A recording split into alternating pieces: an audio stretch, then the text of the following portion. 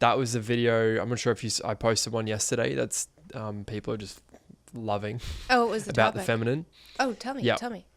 No, just about how like the feminine is like the reflection of God standing in front of you. And yeah, we just went deep into that, and it was beautiful. So we did a podcast together, filmed it, and then I did one in LA. It's called The Optimist, something like that. Yeah, they do pretty well with their content, which is cool. So I think that comes out next week. Have you seen a trend of kind of the devaluation of the feminine or women in general happening socially, culturally, in relationship? In what way?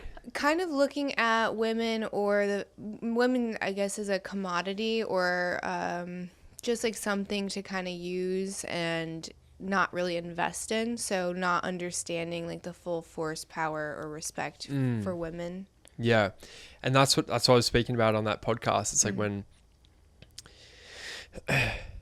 men are operating from the little boy, they see this as an opportunity to get their needs met instead of seeing God through this woman and like seeing the essence of the feminine, and then like her essence kind of bringing out his greatest potential. Yeah. So I speak about that in the sense of like the little boy seeking to, because that's typically what it is. When a man isn't seeing the fullness of a woman, it's because he's seeking to get something from her. Yeah. To fill something within him. Where do you think that originates because I see that a lot too, where it's men kind of operating at a deficit. I mean, women too, right? But where they're kind of calculating, I've done this, I'm waiting to get something back, right? Like I had almost like whatever they didn't get from their mom, they're now trying to get from their lover, their wife, whatever it is. And then that's going to depolarize the relationship. You can't have a sexual charge, an intimate charge, when that is the dynamic. So I guess where do you think that starts for men?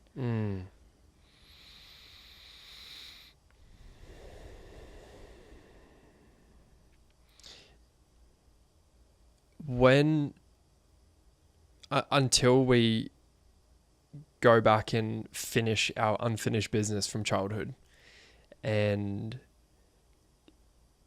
until a man also disconnects from the motherly energy, right? Because that's a separation that needed to happen at a very early age, at around 12 years old, and that's what we've lost generationally is the rites of passage, like the necessary rites of passage from boy to man. And in that, there's a separation from the mother that happens, and the mother being like the nurturing energy.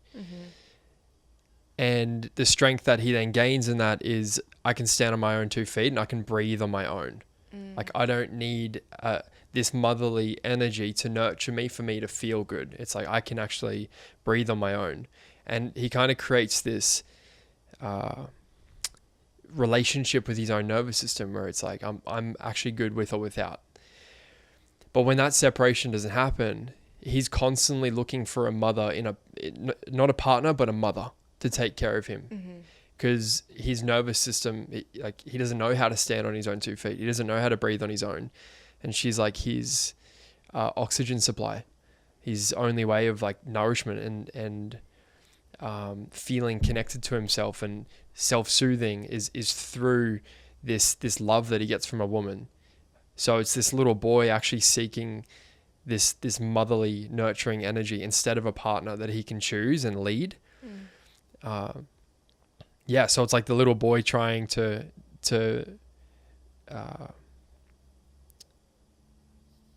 find a mother and a partner instead. Yeah.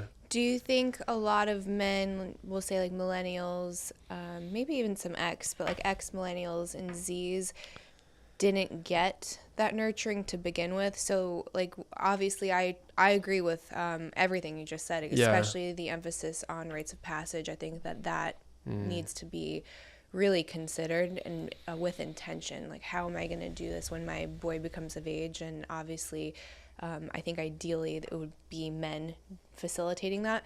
But going back to like to the stage before, like that nurturing that is so necessary for all children, do you think that children in general and boys in general are not having that need met in early childhood? What we're speaking about here is the mother wound. And the mother wound, not necessarily just from the mother, but it's like the nurturing, loving energy that we need as children. And it's our life force. So love is our oxygen supply. It's our life force. And when we're welcomed into the world, we need, like, we don't see the world through our own eyes. We see it through the nervous system of our caregivers. So when they're emotionally disconnected from themselves, it's like this limited oxygen supply that we're not receiving. And even if they say all the right things and they're physically present, but they're emotionally not present for us, our nervous system can feel that. And it's kind of like this child staring into an empty mirror, and they're not having this fullness reflected back to them. And basically it creates this disconnect in their nervous system. So there's two ways that I see that it plays out. It's a little boy is either love deprived, so he has an insufficient amount of love reflected back to him from a safe nervous system. And that could be from mum or dad, being emotionally disconnected from themselves because they've got their world of trauma going on. They don't have their community or their support system for them to deal with their stuff, and for them to cultivate a deep connection with themselves.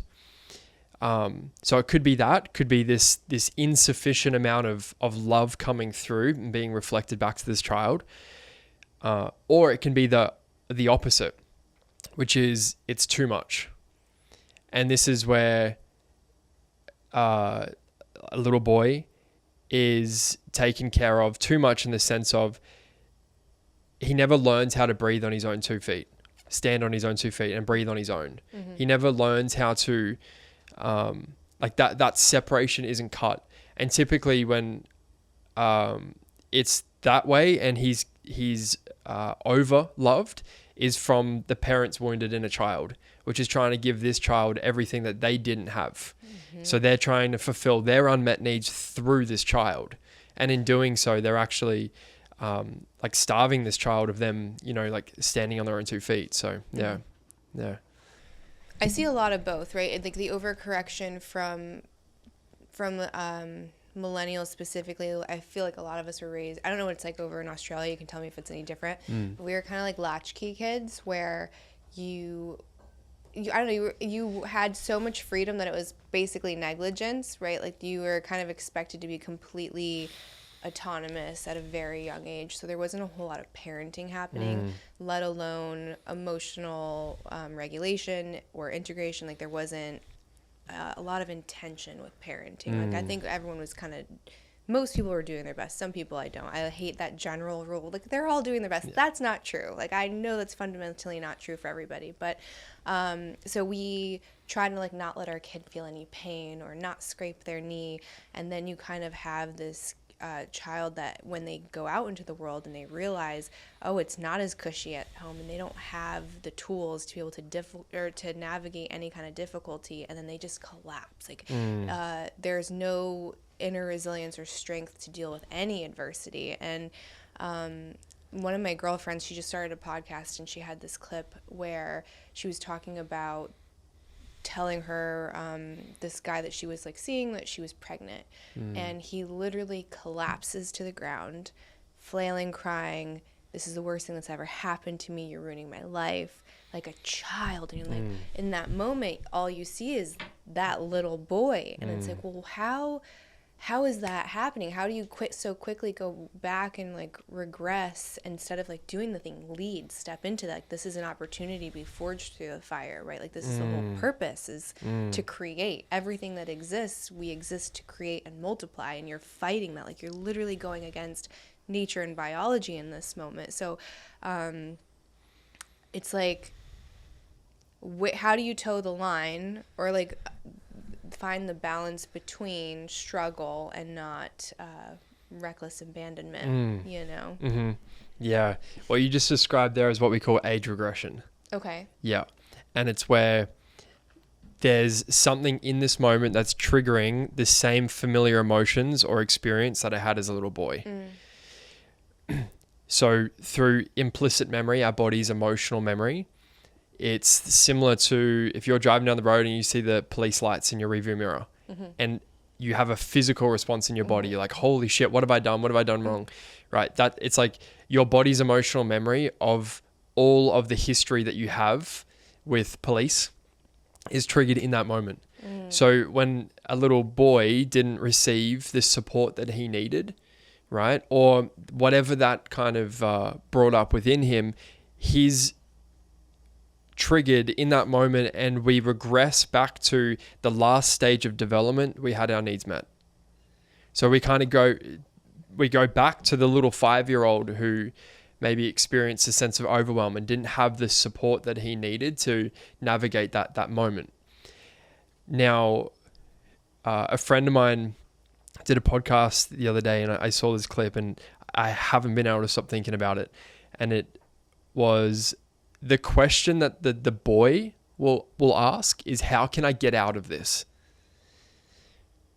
How can I escape this feeling, this overwhelming emotion? The man asks, how much can I be with this? Can I be with this? How much can I be with this? And in that moment, when he asks that question, it's now he's taking responsibility and ownership of his emotional experience, and he's being with it fully. Typically, when we regress back to the little boy, things are very, very easily overwhelming emotionally, because we're literally operating from the emotional capacity of a 5-year-old. And our body doesn't know the difference. So this is where a man can, and this is like the modern day man. He's got so much on his plate. He's trying to make something of himself in the world. He's got so much going on. He's trying to lead his business and his relationships and all this stuff. And then he comes home and he's then faced with his partner, and he's very easily triggered or shut down or just goes quiet and just doesn't have the emotional capacity for her, and just slowly neglects her over time because he doesn't actually have the capacity to tend to her needs. And he actually then uses her as a way for him to feel good and to soothe his nervous system. So instead of him kind of giving and feeding and nourishing this relationship, it's a way of him to actually get his needs met and for him to feel good. Now, he might be good on his own when he's single, but then he gets into a relationship and then it triggers this immature part of him that comes out in relationship over time. And that's because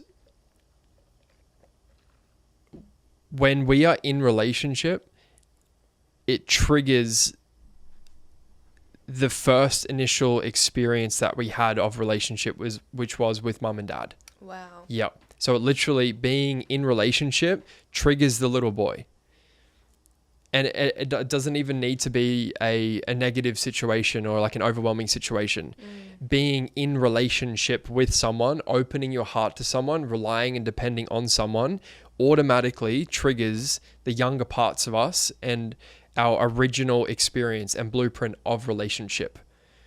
So whether you know it or not, it's like these younger parts, you're not just in a relationship with this man or this woman. You're in a relationship with their little boy or their little girl as well. And that has to be really taken into account. And this is why it's like I said, it's really easy for a high performing man to be single and on his own and self-isolated and, you know, going after his goals. But then as soon as he gets into a relationship, it just triggers this immature part of him. And immature meaning like the smaller part of him, the little boy. Yeah. There's so many places I want to go from that. That, like, when you said it, it's aha, right? And how do you consciously understand that your partner is not your parent, right? Like from an energetic standpoint, from a nervous system standpoint. So when you do have that trigger, you can separate, like, oh, this is not about what's happening right now. There's actually something much deeper. This is about my dad. This is about my mom. This is about me when I was 5, whatever it is. because there's a difference between intellectually knowing something and embodying Yeah. it, right? And like that's some place where I have a lot of pitfalls. Like I'm very in my head, so it takes a lot of effort to kind of like get more into my body and into that like animal awareness, right? That I think is way more intelligent than this thing. So I can understand when there's something happening in relationship, this is why it's happening, but to actually be able to embody it, separate it is really difficult for a lot of people. Do you have like any ways that you've dealt with that, or like clients that have dealt with that, to be able to step back and have a better perspective? Great question. Yes, and that's why I'm so passionate about sharing this work. Even through just listening to this, you know, anytime I do a podcast, all I wish and hope for is that just by me sharing our unmet needs, the unmet, initiations and rites of passage, and how the boy plays out and shows up, we can start to become aware of, oh shit, okay, that's very evident in my life right now. And I can now see the little 5-year-old boy, that's actually the adult child. So as you just shared perfectly, is that there's 3 levels to learning. The first one is you can know about it. So you can intellectually know about your wounds. You can understand it. So you can understand where it came from, why mum and dad were the way that they were. And that's where most people stay. And that's like 95% of the personal development space is that. And I was there for a long time myself. I intellectualized my healing for a long time. Until I hit the 3rd level of learning, which is embodiment.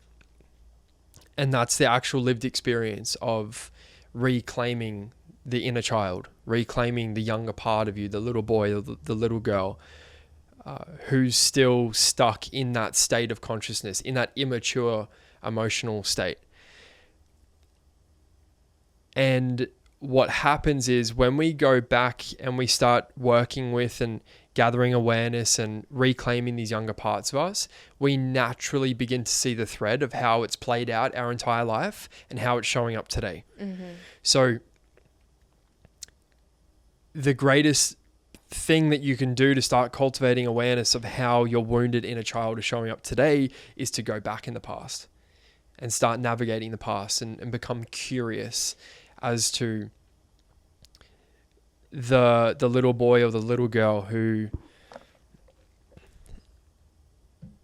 and there's many ways that we do this, and it's not I'm not about quick fixes or quick solutions, but it's cultivating a relationship with your grief.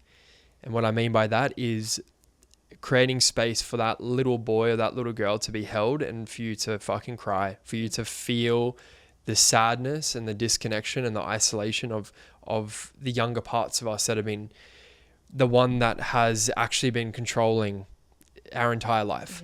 Yeah, because at the foundation of who we are is the little boy or the little girl, the inner child.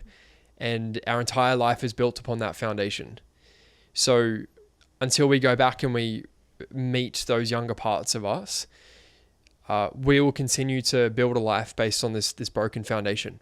And we all have childhood wounds. All of us. All roads lead back to childhood. No one escaped without a few cuts. Like we all have something. And yeah, so my response to that would be to become curious about these younger parts of you. And we've got different younger versions of us I like to speak about, because when I first came into this work, I was so heavily focused on like the little 5-year-old boy that experienced this disconnection between mum and dad, and then their divorce, and being in the middle of that as a little boy. But then we also have the toddler boy, we have the 12-year-old boy, the teenage boy, then we have the adult boy, and that's still a younger part of us too. So a very practical thing that you could do if someone's listening to this and they want to start gathering and cultivating that awareness of, and this is the work that 99% of people will avoid. And most people won't understand the importance of doing this work until it's painful enough for them to have to go there. So you can do this now from a place of inspiration instead of pain and suffering. So what I would suggest is you can go back and you can start becoming aware and write down like periods of time as a child when you felt isolated, disconnected, lonely, sad. You experienced, maybe there was disconnection in your family system, because we're all part of a system, a family system. And within a system, as soon as there's disconnection in the system, it affects the entire system. And what happens is we all start taking on different roles within the system to bring back balance into the system, because that's how systems work, is they always want to be operating in balance and harmony. So this is where as children, we take on certain roles and we become whoever we need to be to bring back balance and order in the family system. So it's taking note of like, what was the role that you played in your family system? Who were you for the people that you loved most? Like for me, I was dad's emotional support system, because he didn't have the space to feel his grief. So I held onto it. I took it on as my role to support him emotionally and to take on his feelings and emotions. So bit of a long-winded answer, but it's really like if people really want to start beginning to become aware of how the wounded inner child is contaminating their entire life, you've got to go back. You've got to go back in time. No, I love what you said. And as I've got 2 small boys and in the middle of a divorce, and I can see where they try to do exactly what you kind of said, like put on a mask or try to fill some kind of role to make certain like things that they never did before. So my youngest is 3. You know how like we have our own individual kind of responses to stress, like flight, fight, freeze, and fawn. We kind of like default to one typically. Yep. So when I started to notice his, it's turned into fawn, which is so interesting. And it's like the most heartbreaking thing when you see it. And he's so sensitive, because he's actually like he's my wild child. Like he jumps and thinks later, where my first is very, very cautious. So it's interesting to see someone whose personality is just like so wild also be so sensitive, because you think that those things would be mutually exclusive, which I can tell you they're definitely not. And I would actually say probably the more wild, the more sensitive that boy or man is. But like the smallest thing, he'll start fawning and he'll start smiling and be like, "Is everyone okay?" And I'm like, "Oh no, little one, it's okay for people to get upset and mad, and like they still love you." And because especially if my 2 are fighting, he's like, "Oh, is he mad at me? He's mad at me. It's fine if he's mad at you. He still loves you, and you're still brothers." And trying to like narrate that to him, so that when he's older, he doesn't have this belief that, you know, like everything has to be happy and good for it to be whole, you know. But divorce is tricky, because you know it's not great, right? Like it is hard. It's hard for everyone. It's especially hard for littles. And it's like how can you show up so fucking intentionally to make it as the least amount of damage as possible. You know? Absolutely. Like I'm not a father. I'm not married yet. And with that, I just so happen to work with hundreds of fathers, hundreds of men who are fathers to children, who have little boys who are going through this. And I get a lot of reflections from them through this work that we do, because we're all parents before we're parents, right? And we have to be parents before we're parents. And what I mean by that is there's younger parts of us that we have to reclaim and parent before we become parents. Otherwise, that child will be the one who's parenting. Right. Yeah. So let's say, for example,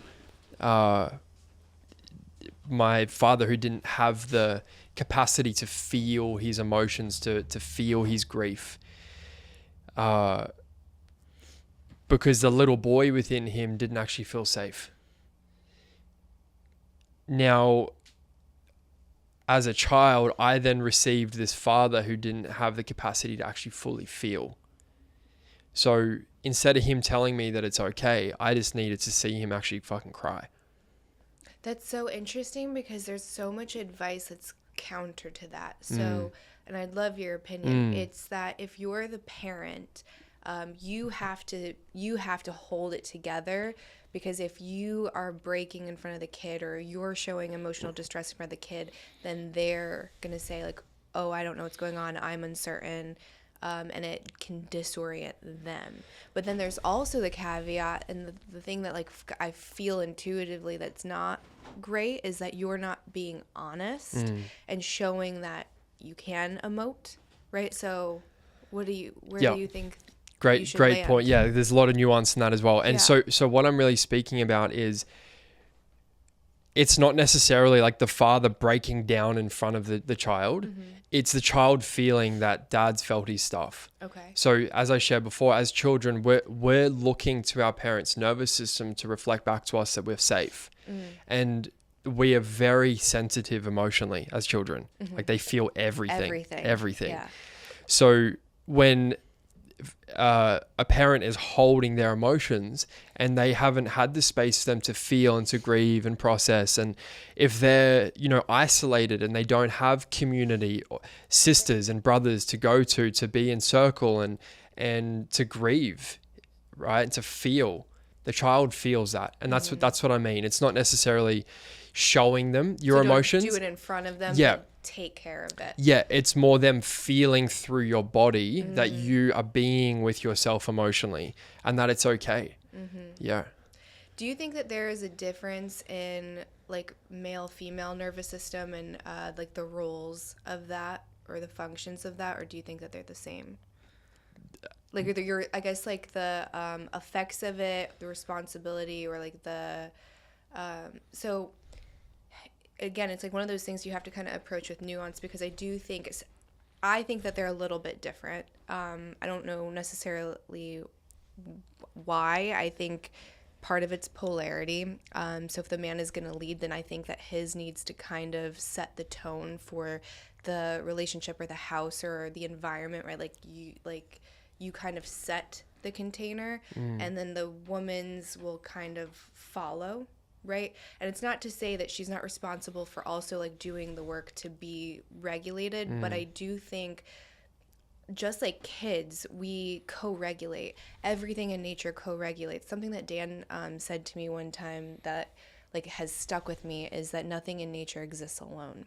So in previous relationship, I was constantly told to like work on myself, be good by myself, and there's no such thing as working on the relationship. Like you just have to work on yourself, and that never landed with me, because I'm like, what is totally by itself? We're all influenced by each other, and if we're supposed to be in partnership and in union, of course there's a dance happening between our two energy bodies. So when he said that, I was like, aha, you're right, nothing in nature exists by itself. So I think there is something to co-regulating, and I really don't agree with a lot of the messaging that I see, which is like, be fine by yourself, be like totally whole by yourself. And it's like, yes, I'm whole by myself, but I also like, I am looking for my complementary part, just like everything else in nature is. Yeah. Great point. We are wired for connection as humans. I saw a wild statistic the other day, and it was that isolation, so being isolated as a human, has the same, if not worse, effects as smoking 15 cigarettes a day or being an alcoholic. Like it is like we are wired to be in community and in connection. We are not that far from nature. We are part of nature. Like there's no separation. We go through seasons just as nature goes through seasons. And this is where we start working with, so when we look at a family unit, it's a system, just as nature has an ecosystem. And as I shared before, when there's something out of balance in the system, the other parts of the system try and make up for it to bring it back into balance and harmony. So this is where I speak about the heart of the system is mum and dad, is their relationship. The heart of the system, and this is why I'm so passionate about working with men and helping men become deeply connected to themselves and to heal the emotionally immature boy and awaken the emotionally mature, safe man, is so they can be the support for their woman, for her to be in her fullness. So he gets to be that support for his woman, for her to be in her full emotional expression, so she doesn't have to lean on the system to get her emotional needs met. Which is how probably enmeshment happens with kids. Exactly. So when a mother isn't getting her emotional needs met by her man in relationship, a lot of the time she goes, well, I've got this little boy here, this little child, that I can meet my needs of connection. And this is where the disconnection happens in the family system, and this mother becomes anxiously attached to this little boy, and then he never learns how to breathe on his own 2 feet, and he becomes overly mothered, and then that destroys his relationships moving forward. And then I was going to ask, so is this where a lot of the strife happens between mother-in-laws and the wife? Is because of that dynamic, because like the emotional enmeshment that the mom has with the son, like it's kind of not relinquishing the role of the most important woman in his life, because for a very long time that is your role as the mom, right? Like you are the son. Yep. And it is, I understand how intoxicating that can be, because like that love that you get from a son, like as a mother, it's nothing compares to it. It's like the most beautiful, pure thing in the entire world. But a healthy mother understands like that is fleeting. Like the best thing for him to become a man is that you do take a back seat or a couple of seats further back, right? And it's going to be his wife, and it's going to be his daughters and his children, and that's healthy, and you should want that for him. But I see a lot of moms not relinquish that role, right? So they're in competition with the wife of sorts. Yep. Until a man breaks up with his mother, he won't be able to choose his woman fully. And she will feel unsafe with him, and she probably won't know why.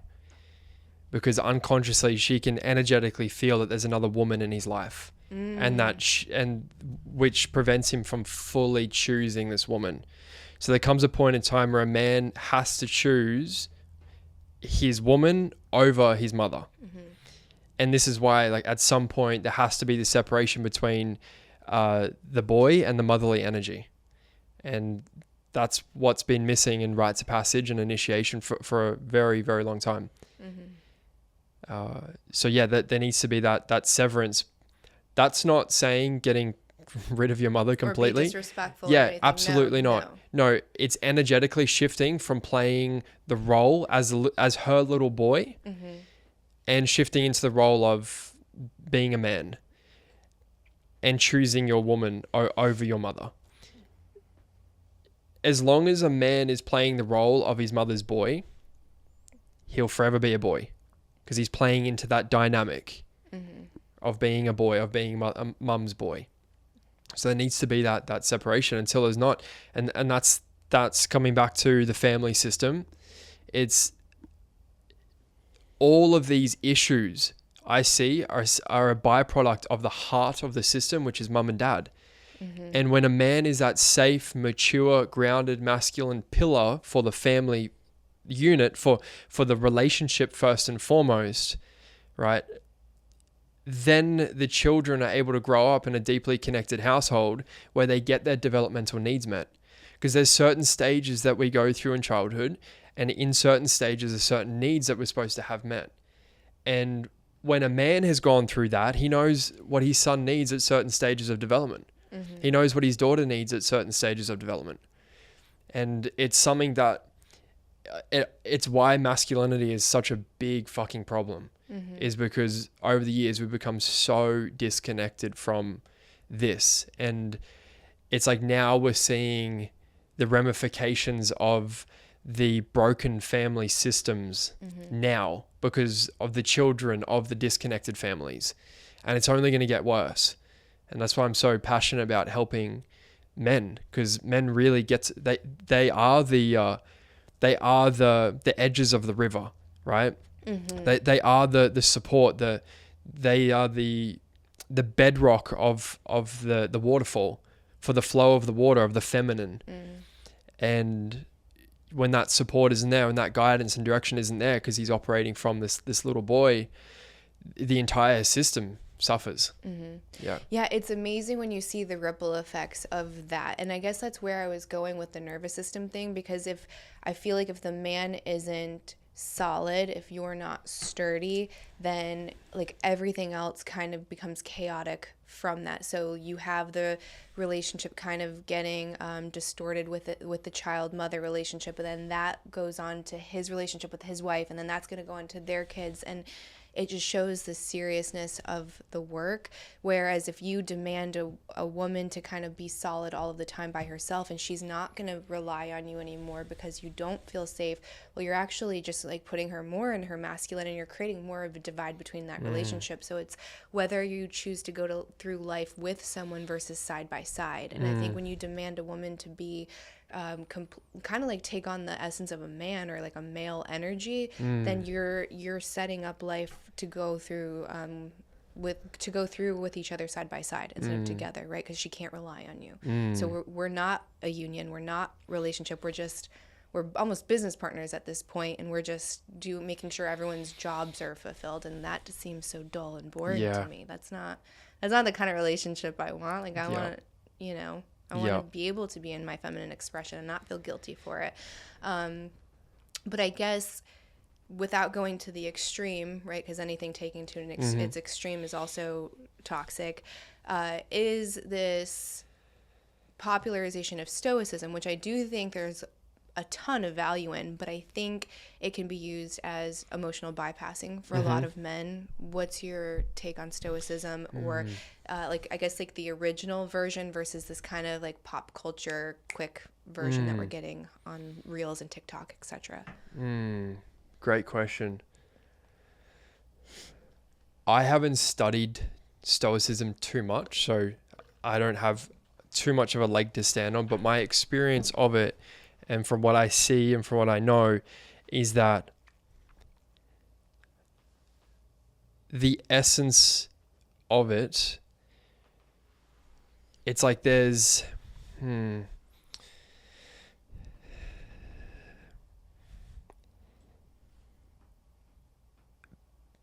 what most men think is Stoicism today is lone wolf mentality, self-isolation, and these high-performing, high-achieving men who are emotionally disconnected from their heart. Yeah. Absolutely, there's truth in Stoicism, and there's there's a lot of depth in that, and I think a lot of men see they're getting it wrong. They're seeing it from the place of it's weak to be emotional. And yes, everything can be taken to extremes, and we're like riding like this fine line of this could go any way. Because a man can be weak in relationship when he's overly emotional. And that's typically the little boy who's seeking for a mother, not a partner, because he doesn't have himself. He never learned how to stand on his own 2 feet. When a man's got true, like real brotherhood around him, I don't mean hanging out with the boys, having a few beers and talking shit. I mean men where weekly, for even 30 minutes, you guys are sitting in circle, in council, and you're talking about real shit that's going on in your world. That's a space for a man to bring his shit to the fire, to bring his stuff, to be emotional, to be in his process, to grieve, right? Like, and that's where he gets to bring his stuff to the men, to the bros, and be held in that. So the byproduct of that is just this man who's grounded and anchored in himself. So I don't play too much in the stoicism world. There's truth to a lot of stoicism, and most modern men completely get it wrong. Coming back to the piece around a man being overly emotional, it's when he's expecting and leaning on his relationship to be his emotional support system, like that's where he becomes weak. When I say weak, I mean it's the energy of he collapses in relationship. He collapses into the boy in relationship because he doesn't have the men to hold him. So as I believe the strongest man is a man who's got real brothers around him who can hold him so he can hold himself in partnership and relationship. And calling each other out on your bullshit, right? So I think we all have a tendency to want to feel like we're right or to be encouraged and all of those things. But I think it's really important to have a couple people in your life that you know will call you out and they'll say, you are not showing up in this way, or that's not acceptable behavior. And I'm fortunate enough, I've got 2 girlfriends that are like brutal with me when it needs to be. And I see other people and they surround themselves with people like yes men and yes women. And it's like, that's not helping anyone. And it's actually like, it's going to be damaging. It's going to be damaging to you. And if you're a parent, it's going to be damaging to your kids. So it's very easy when you are lone wolf. I see that a lot too, to say I'm stoic, I'm working, I'm in control of all these things. But when you stress test it with life, small kids, relationship, that thing is going to be super fragile. So I think maybe part of that is also why you see these high performers have an avoidant tendency to overwork or spend too many hours in the office or constantly be chasing the next milestone instead of celebrating the moment, which is the whole fucking point, right? If you're fortunate enough to have a healthy, happy family, like celebrate that fucking moment. And I saw this clip and it was this man saying, you know, and he was talking about men and like entrepreneurs and high performers. We're always chasing the next thing or the next $1 million or whatever it is. And your kids don't need more of your money. They need more of you. They need more of your time. So instead of running away from that, because it is like, to me, that's running away from what is vulnerability, right? And I'm just going to work. And I wonder how much of that is, I hate saying the word trauma, but like a trauma response or, right? It's, I don't want to be vulnerable because this thing might hurt me. I don't want to be vulnerable because this thing might not last. So instead, I'm not going to allow myself to get too close, just close enough. And then I have a really good excuse why I'm not doing that, because now I'm providing or now I'm working or now I'm trying to, you know, create legacy, whatever that thing is. So do you have a way where you can like go in and check in and say, am I doing this in integrity for my family, for myself, or am I doing this as a way to avoid? Yeah, very simple question. From what places is coming from? And you ask yourself, maybe set a timer for 10 minutes and keep asking yourself the question and sit in silence and solitude. Like that in itself, just being in silence and solitude, asking a question, you will get an answer. And the thing is with that is a lot of the times the deeper truth, the deeper inner knowing goes against everything the ego wants. Because the ego just wants to keep you safe and protect you and keep you comfortable. So a lot of the times the deeper truth, the greater voice, the inner knowing goes against what the ego wants. And it takes a lot of courage to actually listen to that voice and really welcome it and be present with that deeper truth. Behind what you just shared is the boy, is the little boy, the immature boy, who the high performer, the high achiever, every time, like I've worked with men who have been worth $500-600 million, sold their company, lost themselves, lost their family in the process of building the company, like been divorced, all of it. The business that they built was actually dad. So the thing that they were striving to build and they were working towards, the success, the achievement, the validation, the money, all of it, was actually this little boy seeking dad's approval, dad's love, dad's validation that you have what it takes to be a man. And the reason why it never feels enough in the moment when he receives it is because it's the little boy still wanting that from dad. and he'll never get it through his business or through his relationship. That's why it never feels enough. So he's like, okay, next thing, on to the next thing. So yeah, it is wounding. And a lot of high performers, high achievers are grown adult men operating from the consciousness of a little boy who's seeking to prove themselves to the world. That's why they can't just be present, because their ego is in survival. Like they're literally, their life is based on survival, and they have to become whoever they need to be to meet that childhood need.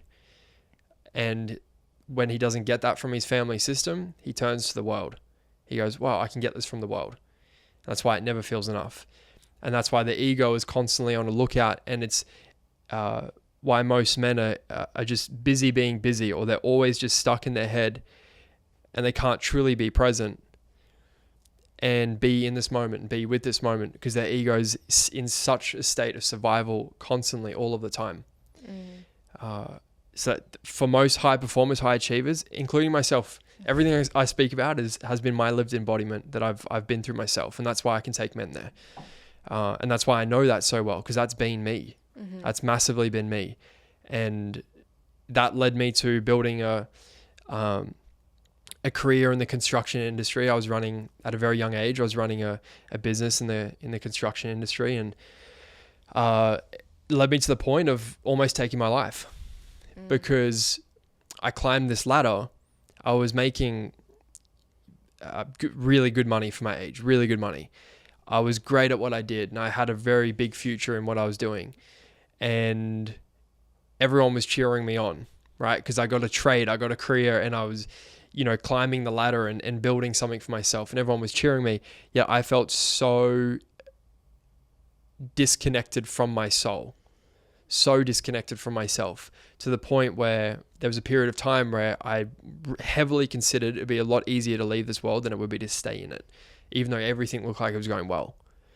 And beneath that was this little boy feeling that if I just do this and achieve this, then maybe then eventually I'll get the love and approval and emotional connection that I needed from dad as a little boy. So,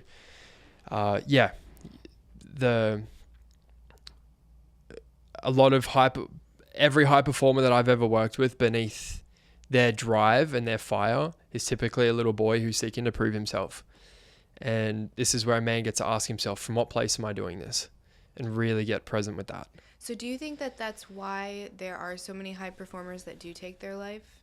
It's like if you are kind of inverting meaning, purpose, connection into something that's never going to love you back, and you keep doing that at such a fast and intense level, that weight becomes too much, because you do see it and people don't get it, because they're like, they've got everything, they have the money and the status and everything on the outside looked so good. How on earth, even the family, how on earth did they do that? Or how were they unhappy or feel alone? Is it kind of like the bastardization of connection or value, or where do you think that relationship is between those two things?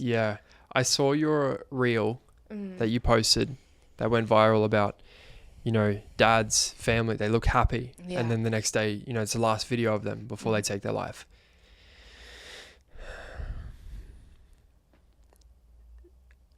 I believe a lot of, my opinion, my belief, I believe a lot of men who get to that point of actually taking their life is because they're so deeply alone within themselves. They're so disconnected from their soul. And there's this little boy who's just so fucking scared and alone and isolated. And it's this modern day high performing man who's got the world on his shoulders, who doesn't feel the support. He doesn't have brothers. He doesn't have men, like real men, brothers behind him to support him emotionally. And he's got to carry the weight of all of it, but he doesn't have the capacity to carry it. And he's disconnected from his soul. Loneliness is the disease of the wounded inner child.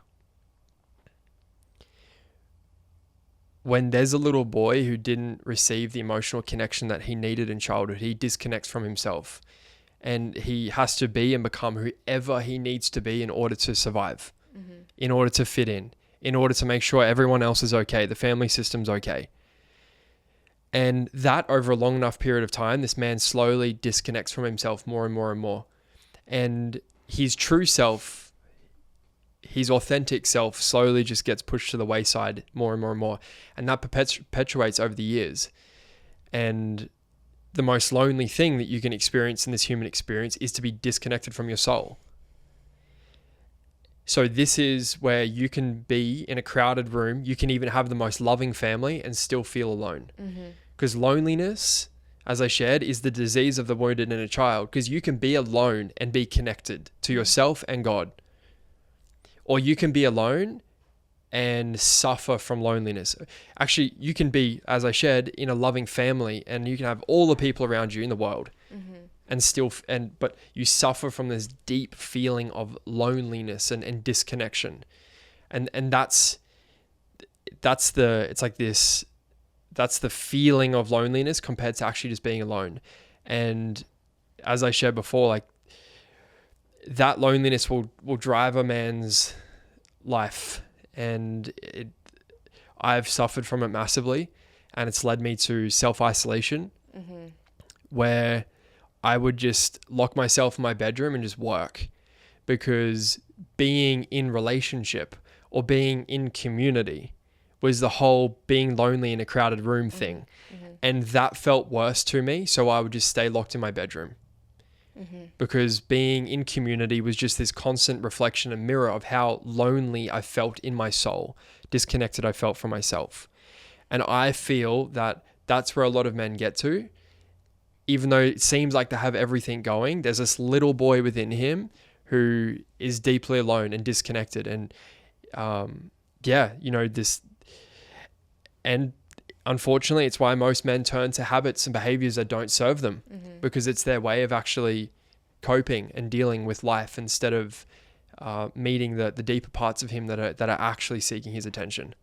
Yeah, and I think a lot too is this feeling that you guys aren't like, you have to carry the load yourself, and like, you're not a man if you don't, or you might scare someone off if you do. And of course there's a balance, right? Like, you, like, man or woman, you don't want to just, like, wallow and, like, have emotional incontinence, right? Like, you still want to have intention with things. But I think that what you were talking about, having, like, brotherhood, is so important, especially if you're building a business or building a family. Like, you need other people to share that with, get experience from, all of that. And then also with your partner, like, you can only experience so much love and intimacy as, like, the vulnerability you're willing to share as well. And that's, again, it's not to say, like, wallow or like, become super emotional in front of her, because that's not going to be good for either of you. But it is to say, like, you can share your hardships, you can share your feelings, like, you can say, I'm going through a rough time, or this is challenging, and it should bring you closer together. If it doesn't, then that's something to examine further. And it's like, it's not recognizing that maybe some people just aren't compatible as well, right? If you have a woman and she runs at the first sign of distress, like, maybe that's just not for you then. But that doesn't mean that you should have to carry it all or bottle it all up. Because I think one of the things I like seeing go away is this idea that men, like, don't feel, right? Like, you guys are just these robots. Like, that's not okay. Anyone who has sons knows that's not true. Like, they're deeply feeling just as much as any little girl. Yes, obviously hormones happen and we are different, but, like, you're living, breathing, feeling things. So I think remembering that is important for both of the sexes. Yeah, men feel deeply. Which is why you guys write the most beautiful poetry.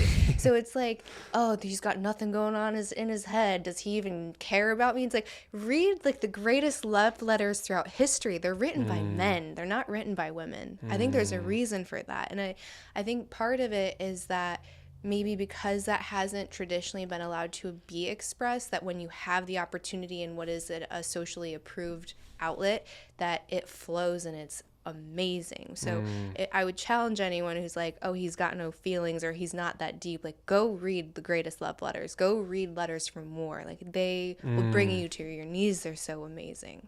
I love that. That is so true. And one thing that brings me to is Alison Armstrong. Love her. I love her. Incredible woman. And it's so true. And it's that a man will, when you ask him a question, he will want to give you the most true response possible from like the deepest parts of him. So when you ask him a question, like, men need time in solitude. They need space. They need time to process. And I can guarantee if you give him enough time, like, we will give you the deepest, most truthful answer we can possibly give you. And that's why, you can ask a man a question. He might go quiet for a little bit because he's, as Alison Armstrong says, he's in his well. He's searching. He's pulling up the deepest truth possible from the deepest parts of him. And like, men feel so deeply. I fucking love, like, men are incredible. They're incredible. And when a man gets out of his own way and navigates the grief of the little boy within him, builds a relationship from his head to his heart, it's the most incredible thing that happens. And mostly for the people around him, because they get to now feel this man. When he's operating from here, you can't feel him. But when he's here, everyone feels him, his presence. He doesn't even need to say anything. And that alone, like, that's, so if anyone has any sort of belief that men don't feel, or they're just closed and they're quiet, and no, it's not true.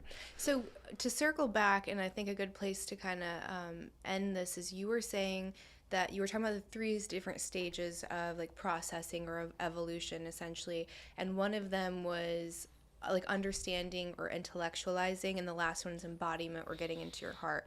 How did you go from the intellectual into the heart-centered approach? Because what I do see is once a man starts doing the work, which is amazing, that's a huge step. It's a hard step, but the hardest part is getting off of that treadmill, right? And, like, integrating and feeling and embodying.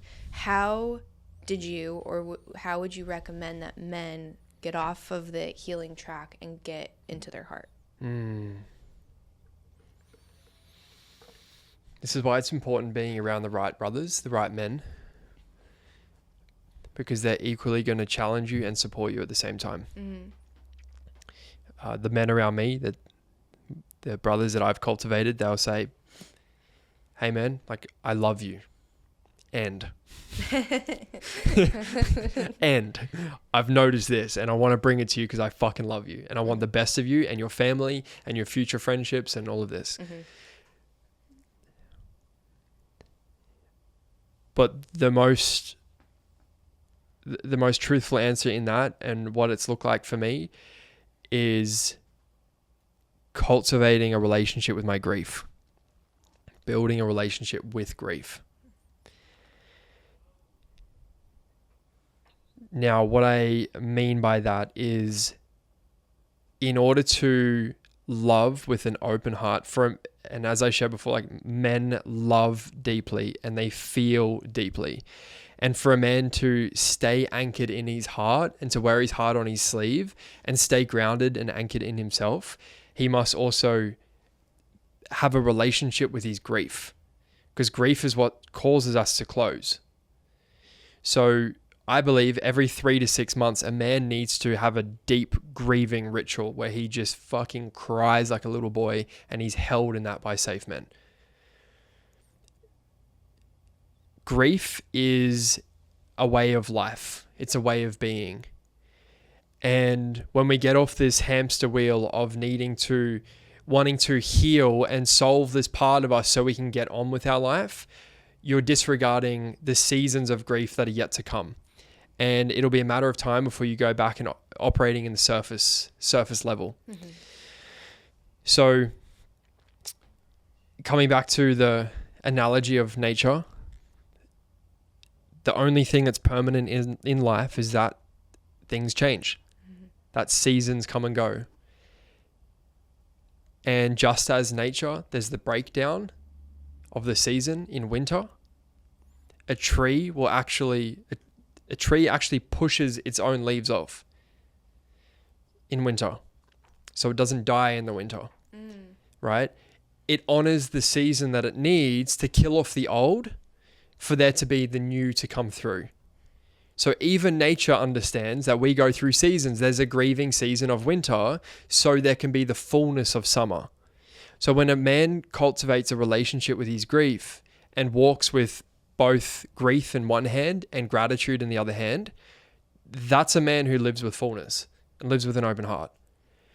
And so my answer to that is it's a forever journey of being in relationship with grief and being willing to go through deaths.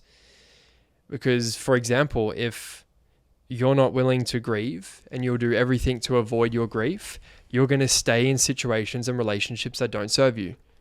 You're going to hold on to old identities and behaviors and patterns of behavior that don't serve you because you're not willing to grieve those identities. So grief is the gateway. It's the portal for transformation. And that's been my deepest embodiment, is continuously deepening my relationship with the season and honoring the seasons that I'm in. And there first must be the season of grieving your childhood for anyone. Because until you grieve your childhood, you haven't let go of it. And those younger parts of us will continue to play out and come out. So that's the first initiation of grief that we have to actually walk through.